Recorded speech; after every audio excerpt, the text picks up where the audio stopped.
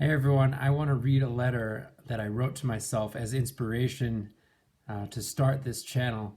And as you might guess from the hashtag all love, this channel is going to be about sharing anything that helps us all become more loving, myself included. And it really isn't an expression of my own growing and thriving and learning how to practice what I preach, so to speak, over the years of my work with myself and work with others. So here's the letter, and I'm going to read it. So I will be looking down every once in a while, but welcome to the channel. I hope you enjoy it. I hope you enjoy the things that we're sharing here, and it's going to just keep growing and expanding in such a way that hopefully it really makes a difference. That's the idea.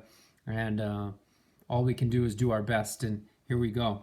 This is a letter to inspire all love, from myself to myself. Love self, love others, love all. It starts with loving self.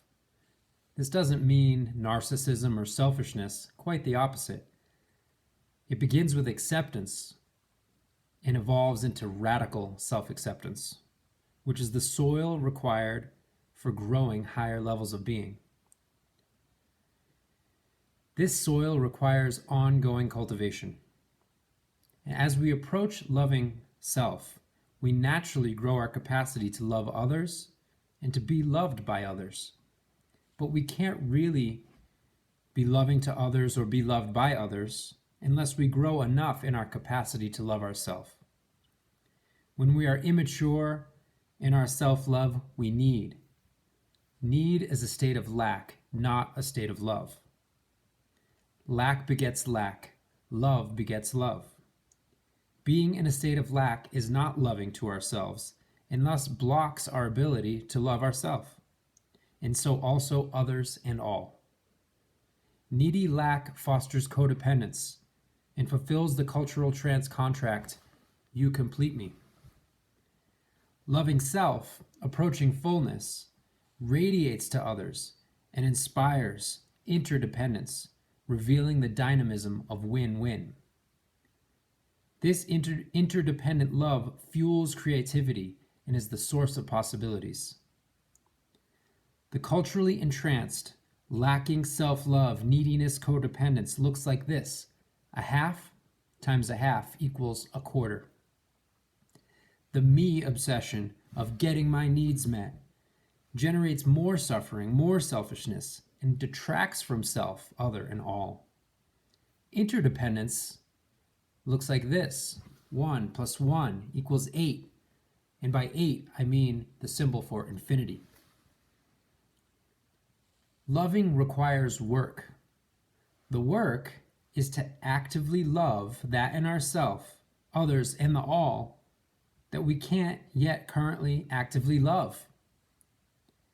Bit by bit, exercising our capacity to love in the direction of unconditional, total, complete, all.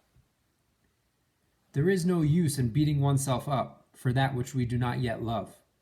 Beating oneself up is not loving self, and so is a stop, not a step. Recognizing one's current love limitations as an opportunity turns stops into steps to loving all.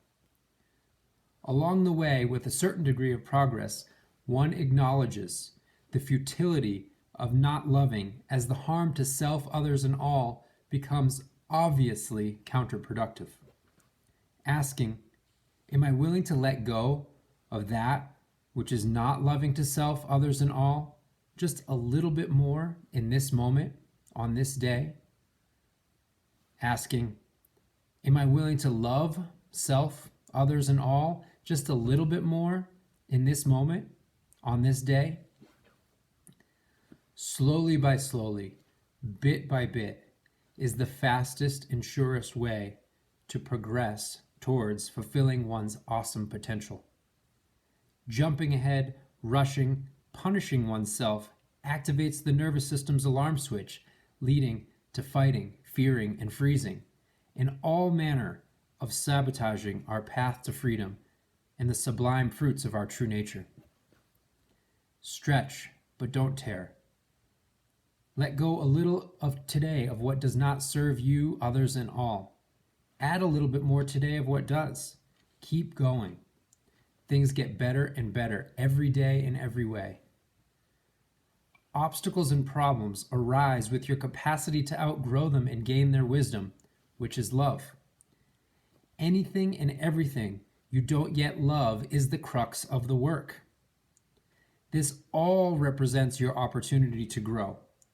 The digestion, assimilation, and transformation of all that is not love into love is the food your spirit requires to unfold. We rise on the ground over which we once stumbled, and the obstacles, far from the bane of our existence, are the necessary nutrition for ripening our soul. Meet the edges of your limitations, starting there, ever fresh, lovingly and kindly, and watch your spirit thrive under the conditions it requires. Love, awareness, patience, kindness, understanding, forgiveness, humor, connection, joy, togetherness, grace, and ease. Love all. Love Mike. P.S. The pith. Keep it simple.